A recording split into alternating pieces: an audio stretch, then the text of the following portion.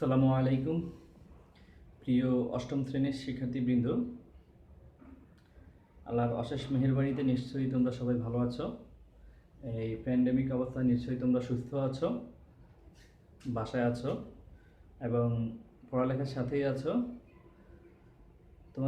তোমরা যারা অষ্টম শ্রেণীতে এখন আছো, তোমাদের জন্য আমি প্রথমে কিছু কথা বলি। সেটা হচ্ছে, অষ্টম শ্রেণী আসলে অনেকটা গুরুত্বপূর্ণ একটা ক্লাস, তোমাদের একটা স্টেপ। তোমরা যে স্টেজে এখন আছো, এটা হচ্ছে ফিউচারের একদম ফার্স্ট স্টেজ, ফিউচারকে ব্রাইট করার জন্য।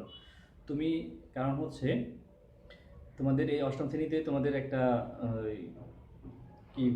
একটা বোর্ড পরীক্ষা হয়। সেই বোর্ড পরীক্ষায় সাধারণত যে সার্টিফিকেট দেওয়া হয়, এটা পরবর্তীতে তোমাদের মূল্যায়িত হবে।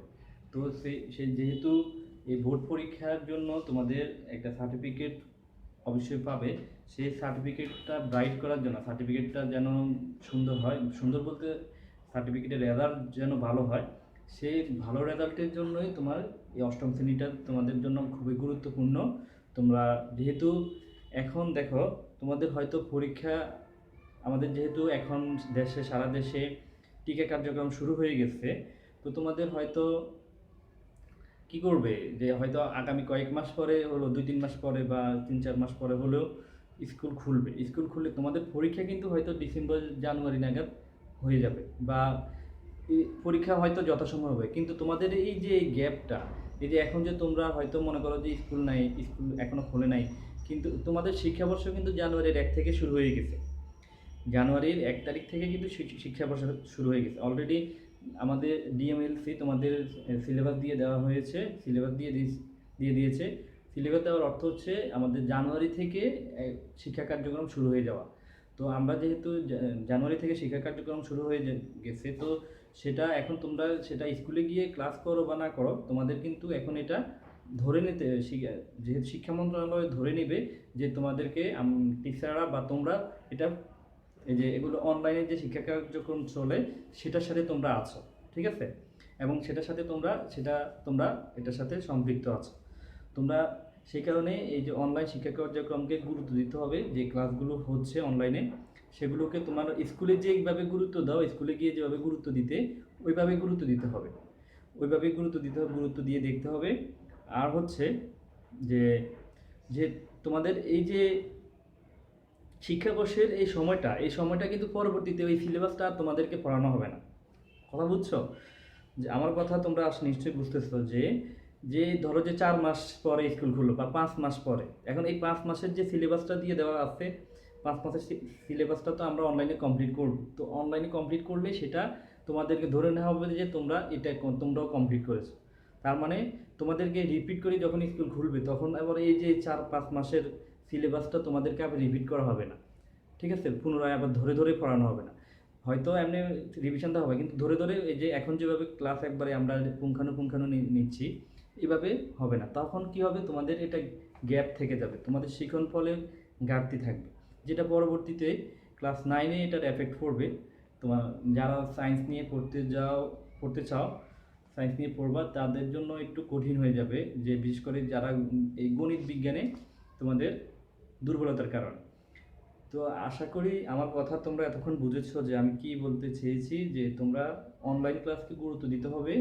এবং এটা সময়ের সাথে, যে সময়টা এখন সিলেবাস দিয়ে দেওয়া হয়েছে, একবারে প্রত্যেক দিন ওই সময়টা তোমরা মনে করবা যে প্রতিদিন আমাদের স্কুলে ক্লাস হচ্ছে, আমি প্রতিদিন স্কুলে যাচ্ছি, আমার প্রতিদিন পড়া আছে, এই যে স্কুলে পড়া আছে, এই চিন্তাভাবনা থাকতে হবে। এই চিন্তাভাবনা থাকলেই তুমি এটাতে শেষ করতে পারবা। কারণ হচ্ছে, আর আমাদের স্কুলেও পরীক্ষা নেওয়া হবে, স্কুলেও ইনশাল্লাহ পরীক্ষা নেওয়া, স্কুলে পরীক্ষা বলতে ওই যে অনলাইনে হয়তো আগে যেভাবে পরীক্ষা নিচ্ছে, এইভাবে পরীক্ষা হয়তো একটা নেওয়া হবে।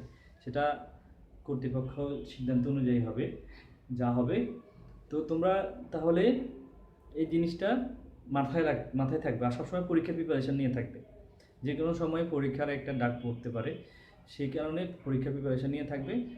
আর হচ্ছে তোমাদের এটার যে বিজ্ঞান বই, এই বিজ্ঞান বইটা তোমরা 7-এর বিজ্ঞানটা যারা ভালো করে পড়েছো, এটার বিজ্ঞান অবশ্য গত বছর তো এটা পড়ার সুযোগ হয় নাই ভালোভাবে, যে এখানে শিক্ষণফল ঘাটতি হয়ে গেছে অনেক।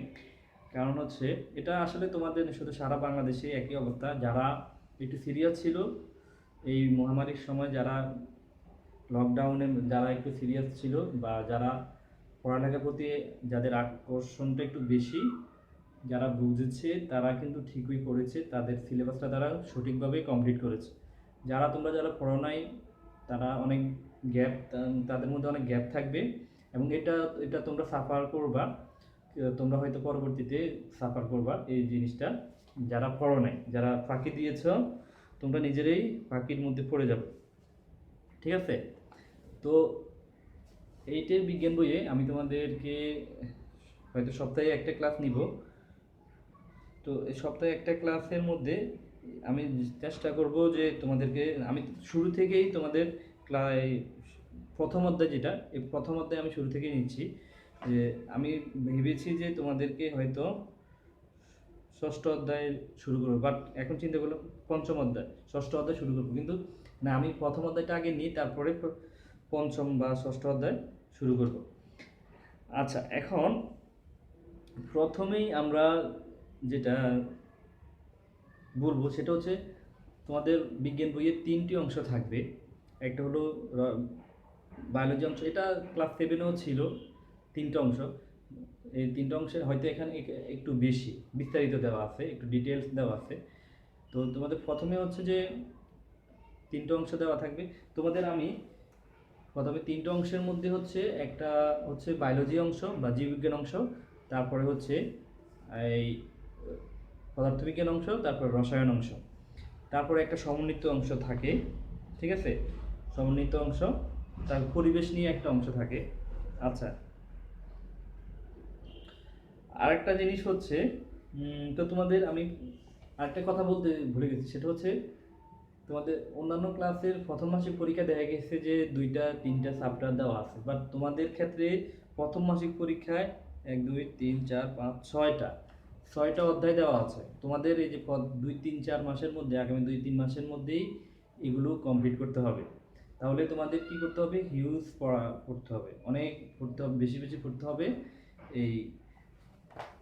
আচ্ছা, আমাদের প্রথম অধ্যায় যেটা, সেটা হচ্ছে প্রাণী জগতের শ্রেণীবিন্যাস। শ্রেণীবিন্যাস জিনিসটা আসলে আমরা প্রথমে জিনিসটা কি এটা আমরা একটু বুঝি। শ্রেণীবিন্যাস হচ্ছে আমরা শ্রেণীবিন্যাস হলো ভাগ করা, দলে দলে ভাগ করা। ঠিক আছে? বিভাজন মানে সাজানো, একটাকে কয়েকটা দলে দলে সাজানো, এটা হলো আমরা মূলত শ্রেণীবিন্যাস কথার অর্থ বুঝি। তো এটা প্রাণী জগতে শ্রেণীবিন্যাস কি জন্য আসছে? পৃথিবীতে প্রায় 15 লক্ষের অধিক প্রাণী আছে, অনেক অধিক প্রজাতির। যেমন মানুষ একটা প্রজাতি, এই 700 কোটি বর্তমানে মানুষ, 750 কোটি মানুষ একটা প্রজাতি। তারপরে ব্যাঙ একটা প্রজাতি, বাঘ বাঘ কয়েক প্রজাতির আছে। ঠিক আছে? তারপরে হচ্ছে সাপ কয়েক প্রজাতির আছে, এরকম। ঠিক আছে? এরকম মাছ বিভিন্ন, এরকম 15 লক্ষ প্রজাতির প্রাণী আছে। এখন প্রতিদিন এটা হচ্ছে, এটা স্টেবল না, এটা মানে একদম যে 15 লক্ষই আছে তা না, আরও দিন দিন বাড়তেছে। এই এই সংখ্যাটা দিন দিন বাড়ছে। তারপরে উদ্ভিদ আছে প্রায় 4 লক্ষ মতো, 4 লক্ষ প্রজাতির মতো উদ্ভিদ, আর হচ্ছে প্রাণী আছে প্রায় 15 লক্ষের মতো। তো বিজ্ঞানীরা ধারণা করেছে, আশঙ্কা না, এটাকে ধারণা করেছেন যে এই সংখ্যাটা প্রায় 1 কোটির মতো হবে ভবিষ্যতে। যদিও এটা একটা অনুমান, তবে আমাদের এই প্রাণী জগতের সংখ্যা প্রায়, উদ্ভিদ এবং জীবজগতের সংখ্যা, জীবজগতের প্রজাতির সংখ্যা প্রায় 1 কোটির মতো হবে। এখনো তো 15 লক্ষ হয়ে গেছে। তো 15, এটা হলো অনেক আগে, এখনো প্রতিনিয়তই নতুন নতুন প্রজাতি আবিষ্কার হয়েছে। তো শ্রেণীবিন্যাসটা কি?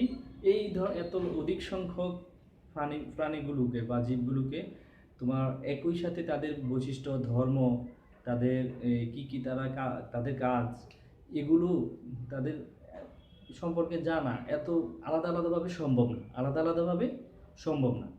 এখন তোমাকে যদি বলে যে এই যে আমরা যদি ধরো যে মানুষ 750 কোটি, এখন আমাদের প্রত্যেকটা মানুষের দেখতে কেমন, কি কালার, তাদের হাত কয়টা, পা কয়টা, তারা কি এরকম, কি প্রত্যেকটা মানুষকে কি আলাদাভাবে বৈশিষ্ট্য ব্যাখ্যা করা সম্ভব না। এরকম পুরো মানুষকে একটা ভাবে বৈশিষ্ট্য একটা প্রজাতিতে নিয়ে একই শ্রেণীতে নিয়ে এসে এরকম কয়েকটা বৈশিষ্ট্য তাদেরকে সবার উপর ঢালাওভাবে বলে দেওয়া, এটাই হচ্ছে। তাহলে এটা করাটাই হচ্ছে শ্রেণীবিন্যাসের উদ্দেশ্য। তাহলে শ্রেণীবিন্যাসটা হচ্ছে যে এই যে অধিক সংখ্যক প্রাণীগুলো, এত প্রজাতিগুলোকে একত্রে আলাদা আলাদা না বলে এদেরকে যখন একসাথে যখন তাদের বৈশিষ্ট্যগুলো আমরা আলোচনা করব, তাদের মধ্যে মিল অমিল খুঁজবো, এটাই হচ্ছে তাদের শ্রেণীবিন্যাস। এটি হচ্ছে শ্রেণীবিন্যাস। তাহলে আমরা সংজ্ঞাটা একটু লিখি। সংজ্ঞাটা কি শ্রেণীবিন্যাসের? শ্রেণীবিন্যাস শুধু আরেকটা বলি, শ্রেণীবিন্যাস শুধু আমরা যে মনে করি যে এটা যে ছোট একটা জিনিস, এটা বিশাল একটা তোমার এটা পড়ার বিষয়। এটা নিয়ে একটা ট্যাক্সোনমি যেটা বলা হয়, শ্রেণীবিন্যাস বিদ্যা, এটা নিয়ে একটা আলাদা একটা ডিপার্টমেন্ট আছে, মানে এই বিষয়ে গবেষণা হয়, এই বিষয়ে আলাদা একটা বিভাগ আছে, শ্রেণীবিন্যাস বিদ্যা, আলাদা একটা বই আছে। ঠিক আছে, যেমন আমরা যেরকম পদার্থবিদ্যা, রসায়ন নিয়ে পড়ি, ঠিক আছে, জীববিদ্যা, জীব নিয়ে পড়ি, এই যে শ্রেণীবিন্যাস বিদ্যা আলাদা একটা বই, তাহলে এটা হচ্ছে আলাদা একটা পড়ার বিষয়, ট্যাক্সোনমি যেটাকে বলা হয়। তো আমরা প্রথমে শ্রেণীবিন্যাসের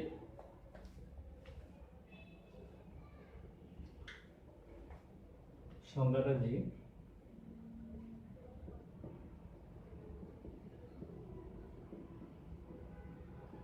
শ্রেণীবিন্যাস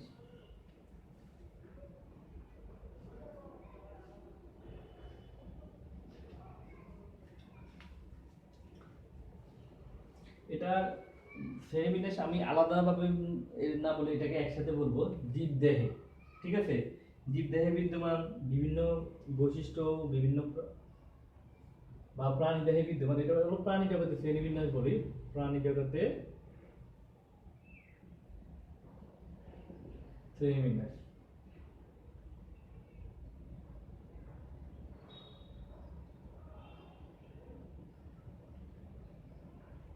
প্রাণী দেহে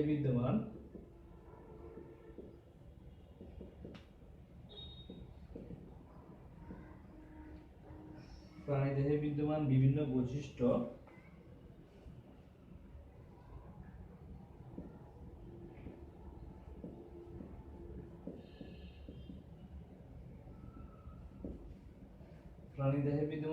বৈশিষ্ট্য বিভিন্ন প্রাণীর গঠন ও প্রকৃতি, বৈশিষ্ট্য, প্রাণী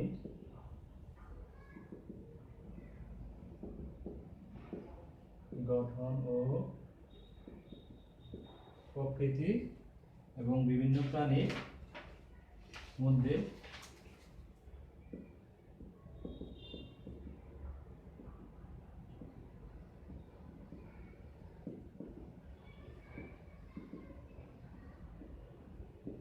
মিল ও অমিল,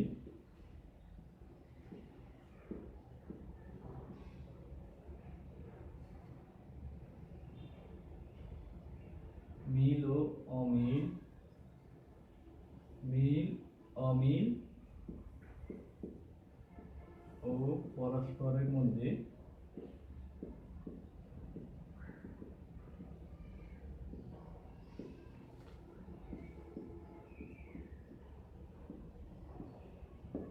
যে সম্পর্ক, তার উপর ভিত্তি করে বিভিন্ন স্তরে যে সম্পর্ক, তার উপর ভিত্তি করে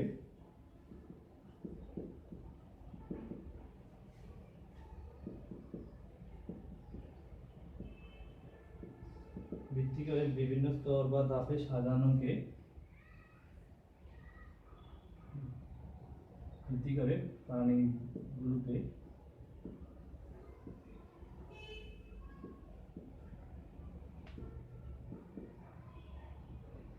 বিভিন্ন স্তর বা ধাপে সাজানোকে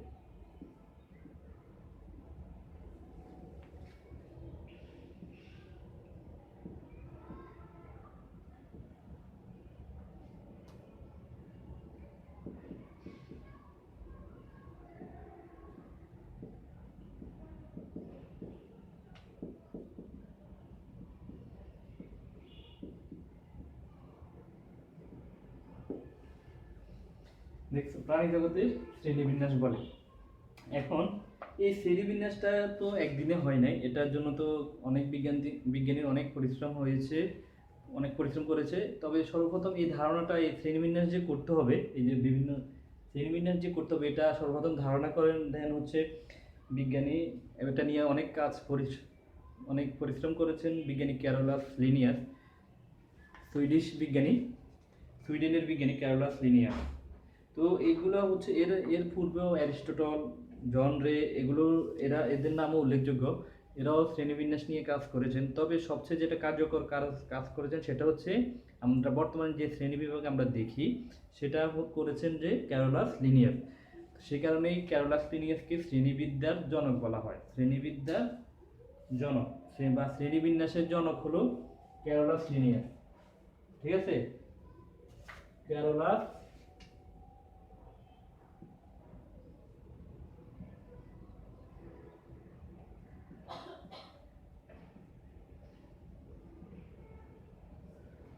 লিনিয়াস হচ্ছে শ্রেণীবিদ্যার জনক।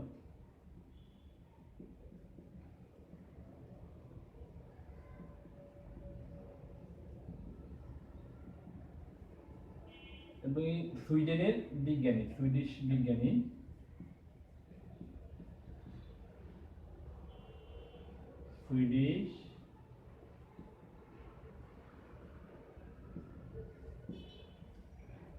বিজ্ঞানী ক্যারোলাস লিনিয়াস।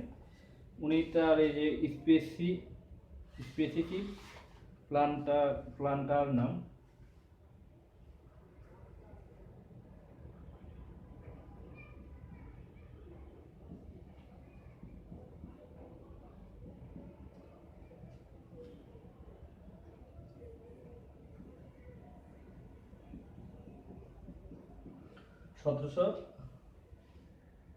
এটা হচ্ছে 1753 সালে এই যে একটা গ্রন্থে তিনি সর্বপ্রথম শ্রেণীবিন্যাস সম্পর্কে আলোচনা করেন। এবং এই স্পেসিস প্লান্টারাম গ্রন্থে তিনি শ্রেণীবিন্যাস সম্পর্কে আলোচনা করেন। তাহলে শ্রেণীবিন্যাস সম্পর্কে আমরা জেনেছি। তো শ্রেণীবিন্যাসগুলোকে যথাযথভাবে কিভাবে করা হয় এটার কয়েকটি নিয়ম আছে। শ্রেণীবিন্যাসকরণের কয়েকটি নিয়ম আছে। এখন শ্রেণীবিন্যাস করতে গেলে আমাদের জীববিজ্ঞানের আমরা প্রথমে শ্রেণীবিন্যাস করার জন্য ক্যারোলাস লিনিয়াসকে শ্রেণীবিন্যাস করতে গেলে প্রত্যেকটা জীবের বা প্রত্যেকটা প্রাণীরই, উদ্ভিদ হোক আর প্রাণী হোক, দুইটা নাম লাগবে। দুইটা নাম এবং শ্রেণীবিন্যাসের জন্য কয়েকটা একটি জীবের বৈজ্ঞানিক নাম, যেটাকে আমরা সর্বপ্রথম প্রজাতির বৈশিষ্ট্য তিনি সর্বপ্রথম প্রজাতির বৈশিষ্ট্য চিহ্নিত করেন। আচ্ছা, এই যে সুইডিশ বিজ্ঞানী ক্যারোলাস লিনিয়াস, তিনি সর্বপ্রথম প্রজাতির বৈশিষ্ট্য, একটা প্রজাতি, বিভিন্ন যে আমরা যে 15 লক্ষ প্রজাতির কথা বললাম, এগুলো প্রত্যেকটার এই যে বিভিন্ন ধরনের প্রজাতির বৈশিষ্ট্য তিনি সর্বপ্রথম লক্ষ্য করেন। তো লক্ষ্য করার কারণে তিনি সর্বপ্রথম ব্যাখ্যা করেন এগুলো। এই ব্যাখ্যা করার কারণে তিনি এই প্রত্যেকটা প্রজাতির দুইটা নাম তিনি দেন। এটাকে বলা হয় দ্বিপদ নাম। এই দ্বিপদ নামকে বলা হয় বৈজ্ঞানিক নাম। দ্বিপদ নামকে কি বলা হয়? বৈজ্ঞানিক নাম। বৈজ্ঞানিক নাম বা দ্বিপদ নাম।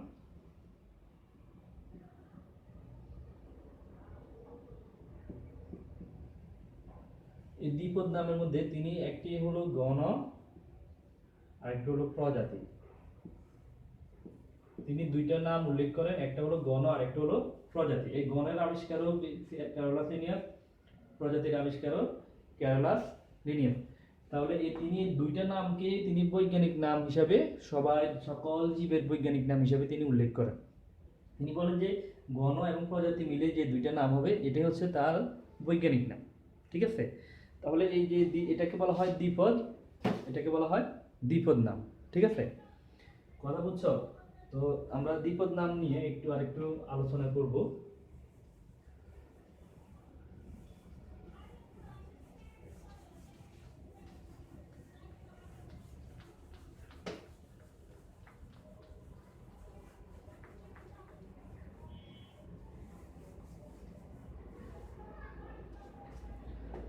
তাহলে দ্বিপদ নাম নিয়ে আমরা তাহলে বলবো যে যেমন তিনি বলেন যে যেমন মানুষের গণ হলো হোমো, আর সেপিয়েন্স।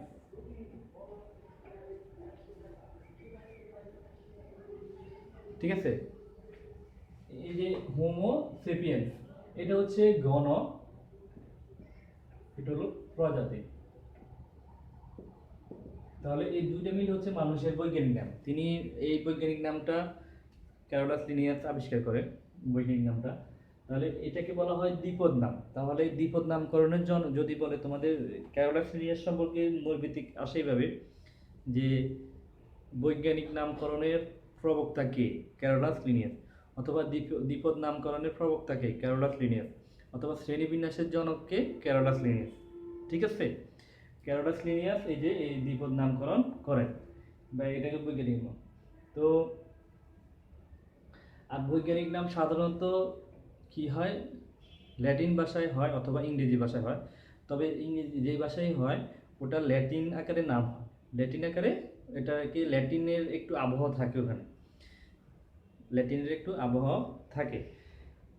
আচ্ছা, এখন এই দ্বিপদ নামকরণের কয়েকটা নিয়ম, এই কিভাবে আমরা দ্বিপদ নামকরণ বলবো। আমরা যেমন এই বিভিন্ন জীবের বা ধান, বিভিন্ন জীব, যেমন ম্যাঙ্গো, আমের বৈজ্ঞানিক নাম ম্যাঙ্গোপিরা ইন্ডিকা, তারপরে জবা ফুলের বৈজ্ঞানিক নাম হ্যাবিস্কাস রোজা সাইনাসিস, তারপরে এই কুনো ব্যাঙ্গের বৈজ্ঞানিক নাম বুফোমেলানাস টিকটাস, ওই ধানের বৈজ্ঞানিক নাম ওরাইজা স্যাটিভা, ইলিশ মাছের বৈজ্ঞানিক নাম হিলিশা ইলিশা, কাতলা মাছের বৈজ্ঞানিক নাম কাতলা কাতলা, কাতল মাছের বৈজ্ঞানিক নাম কাতলা কাতলা। তারপরে হচ্ছে এই যে তাহলে এই বৈজ্ঞানিক নামগুলো আমাদের মনে রাখতে হবে, কয়েকটা বৈজ্ঞানিক নাম। আর হচ্ছে তোমার বৈজ্ঞানিক নামগুলো তাহলে কিভাবে আসছে, এই দ্বিপদ নামকরণ থেকে আসছে। এখন আমি তোমাদেরকে দ্বিপদ নামকরণের কয়েকটি মানে কিভাবে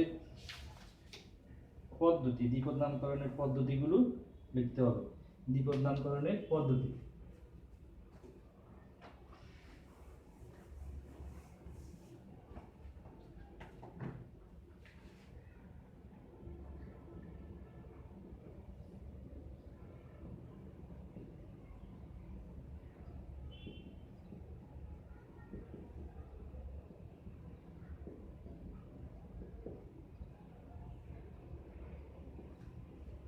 এক নম্বরে হচ্ছে নামকরণের ভাষা হতে হবে ল্যাটিন অথবা ইংরেজি।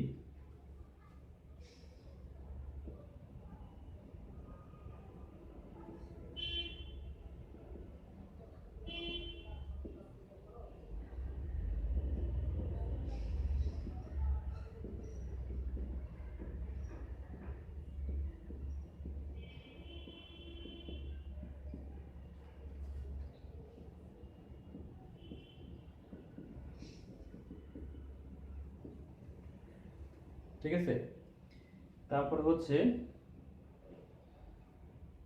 বৈজ্ঞানিক নামের দুটি অংশ থাকবে।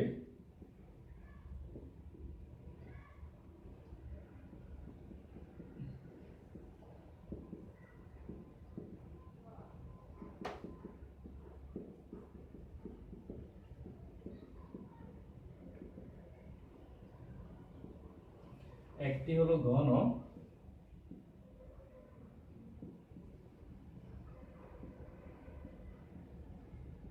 অপরটি হলো প্রজাতি।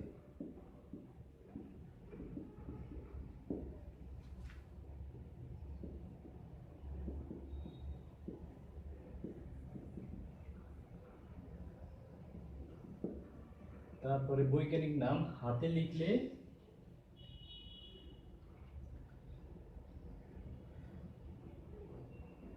বৈজ্ঞানিক নাম সাধারণত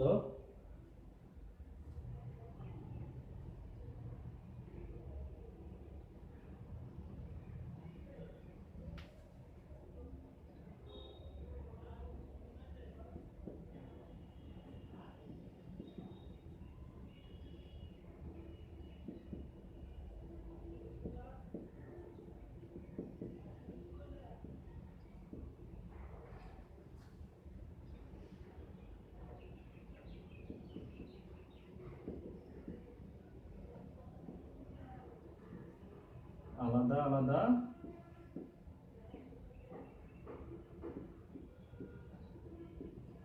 দাগ দিতে হবে। আর ছাপার অক্ষরে লিখলে ইটালিক লিখতে হবে। কম্পোজ করলে ইটালিক লিখতে হবে।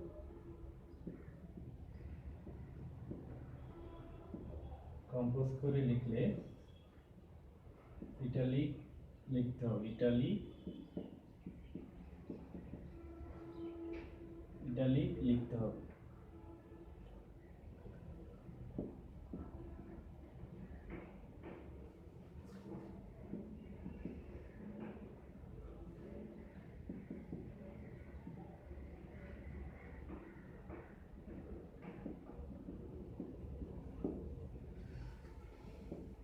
তারপর হচ্ছে বইয়ের প্রথম অংশে প্রথম অক্ষর বড় অক্ষর হবে, বড় হাতের অক্ষর হবে।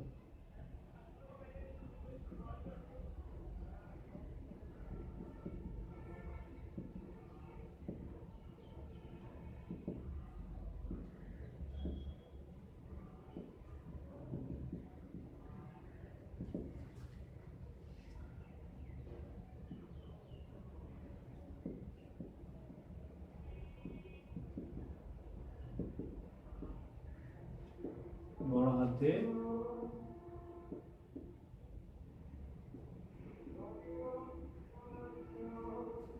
বড় হাতের অক্ষর হবে, ঠিক আছে।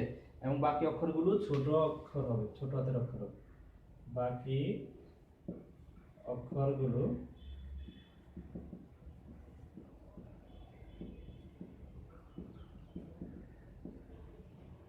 ছোট হাতের অক্ষর হবে, ঠিক আছে। তারপরে হচ্ছে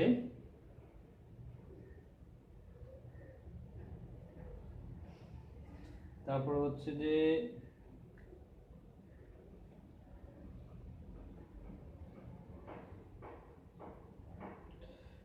প্রতিটি বৈজ্ঞানিক নামকে অনন্য হতে হয়, কারণ একই নাম দুটি পৃথক জীবের জন্য ব্যবহার হয়। প্রতিটি বৈজ্ঞানিক নামকে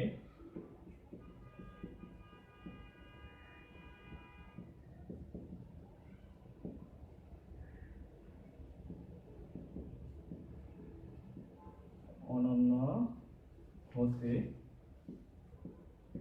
হয়, কারণ একই নাম দুটি পৃথক জীবের জন্য প্রযোজ্য নয়।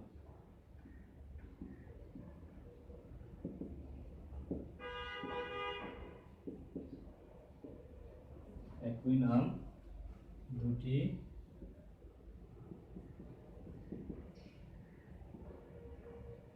পৃথক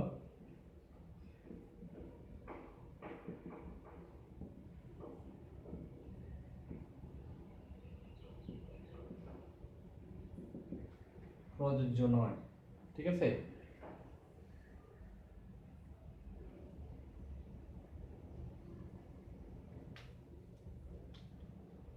তারপরে যিনি নামটা আবিষ্কার করবেন, বৈজ্ঞানিক নামটা, তো বৈজ্ঞানিক নামের শেষে তার নাম এবং নামের প্রথম অক্ষর এবং সালটা লিখতে হবে। যিনি বৈজ্ঞানিক নামের আবিষ্কারকের নাম, বৈজ্ঞানিক নামের আবিষ্কারকের নাম, নামের শেষে বৈজ্ঞানিক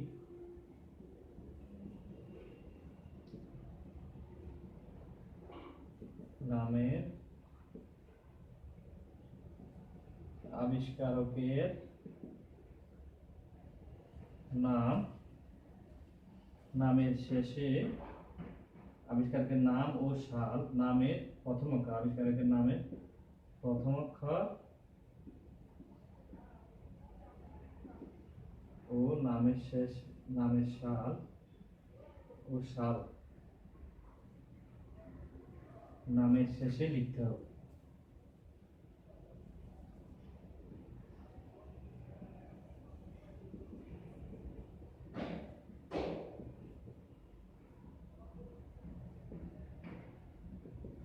তবে এটা এখন ঐচ্ছিক হয়ে গেছে, এই বই এটা সাধারণত আমরা যখন পড়ি বা লিখি কোথাও, সাধারণত এই শর্তটা মানা হয় না, এটা সাধারণত লিখি না, ঠিক আছে?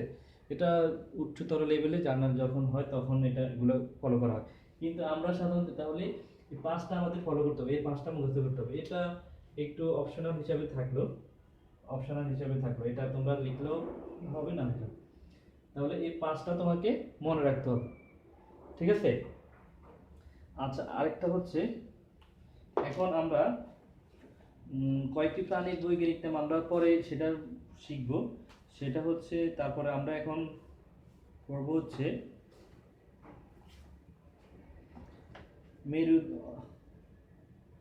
মেরুদণ্ডী ও অমেরুদণ্ডী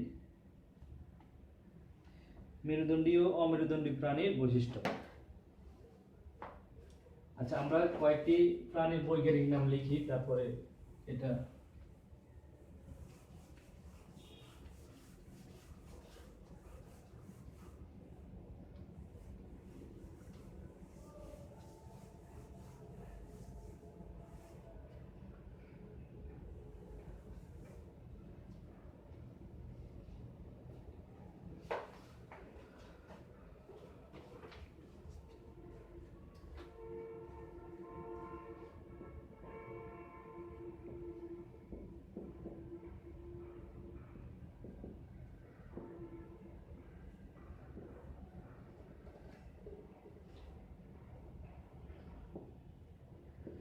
ধানের বৈজ্ঞানিক নাম হলো Oryza sativa. O R I Z, ওরাইজা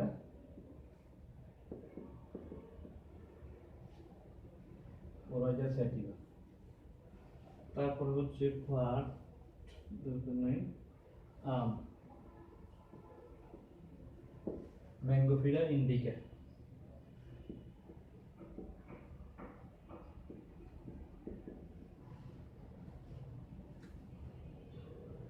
ম্যাঙ্গোফিরা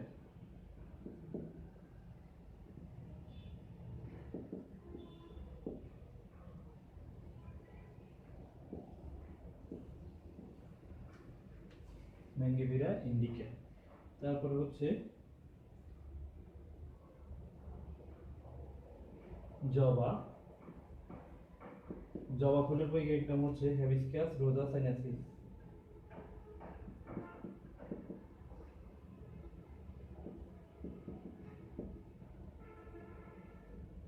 Hibiscus rhodosiensis,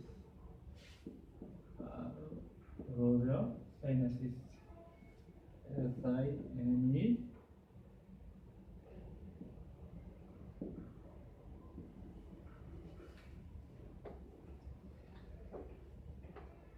তারপরে হলো ম্যালেরিয়া জীবাণু, ইলিশ।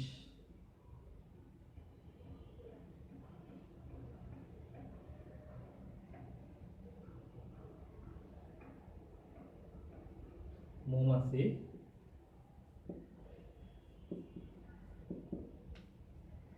মৌমাছি হলো Apis indica, Apis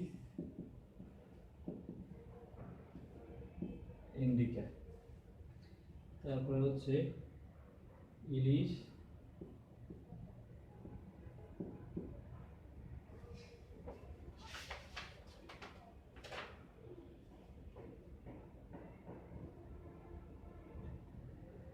টেনুলোসা, টেনুয়ালোসা Ilisha.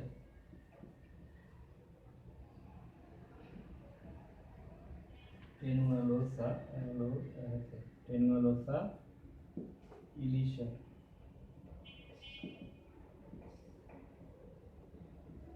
টেনুয়ালোসা Ilisha. তারপর royal Bengal tiger,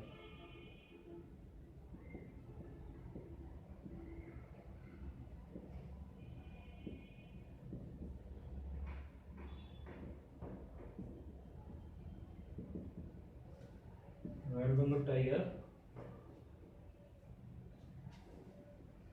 Panthera Tigris.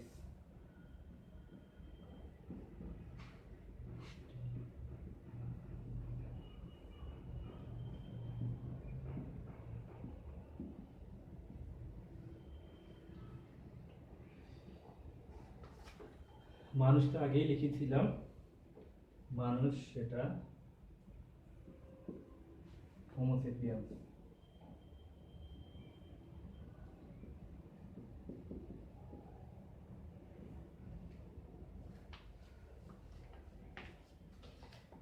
এগুলো এই বৈজ্ঞানিক নামগুলো মনে রাখবা। তারপরে আমরা এখন যে মেরুদণ্ডী প্রাণীর অমেরুদণ্ডী প্রাণীর শ্রেণীবিন্যাস আর হচ্ছে প্রাণী জগতের শ্রেণীবিন্যাস অ্যানিমেলিয়া। আধুনিক শ্রেণীবিন্যাসে সকল প্রাণী অ্যানিমেলিয়া জগতের।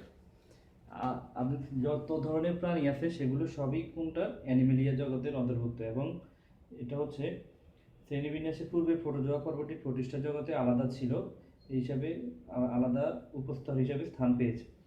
আগে প্রাণী জগতের পর্ব সংখ্যা ছিল 10টি, এখন সেটা আমরা প্রাণী জগতের পর্ব সংখ্যা এখন 9টি। ওই যে প্রোটোজোয়া যেটা, এটাকে উপজগতে উপস্তরে নেওয়া হয়েছে বা উপজগতে নেওয়া হয়েছে। তো অ্যানিমেলিয়া জগতের প্রাণীদের 9টি পর্বে ভাগ করা হয়েছে। 9টি পর্বের মধ্যে 8টি পর্ব হচ্ছে অমেরুদণ্ডী, একটি পর্ব মেরুদণ্ডী।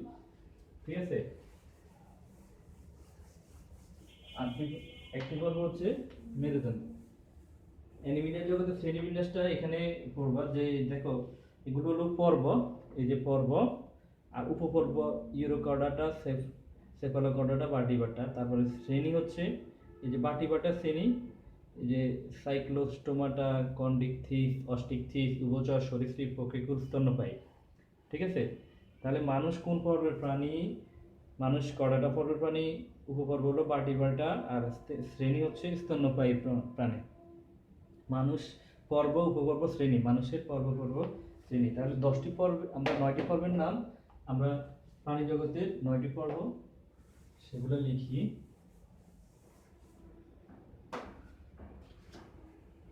প্রাণী জগতের অ্যানিমেলিয়া জগতের পর্ব সংখ্যা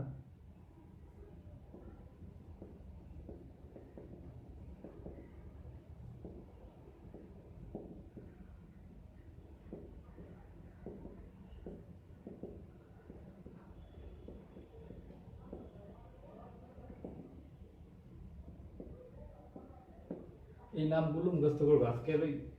হচ্ছে এই নামগুলো, 1 নম্বর হচ্ছে পরিপেরা,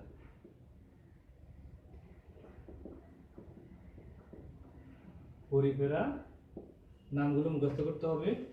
তারপরে নিডারিয়া, নিডারিয়া বানাচ্ছি NIDI, নিডারিয়া।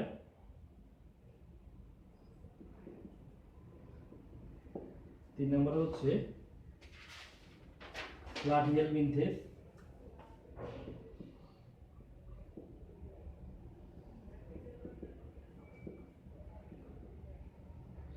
প্লাটিহেল মিনথেস। তারপরে হলো নেমাটোডা, এটার নাম আগে নিমাথেল মিনথেস ছিল, পূর্বের নাম নিমাথেল মিনথেস ছিল।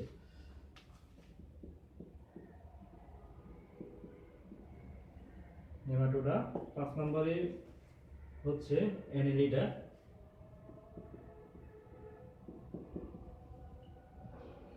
অ্যানিলিডা। তারপরে 6 নম্বর হলো আর্থ্রোপোডা,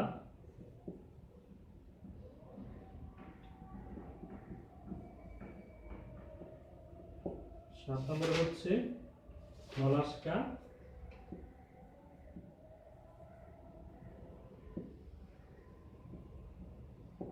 8 নম্বর হলো একাইনোডার্মাটা,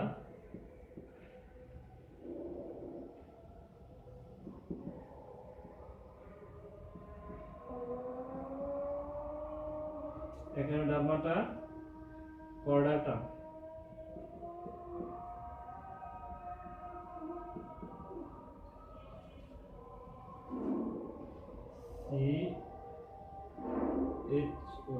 কর্ডাটা। ঠিক আছে, এই প্রাণী জগতের পর্বগুলোর নাম লিখো, এগুলো অবশ্যই মুখস্থ করতে হবে।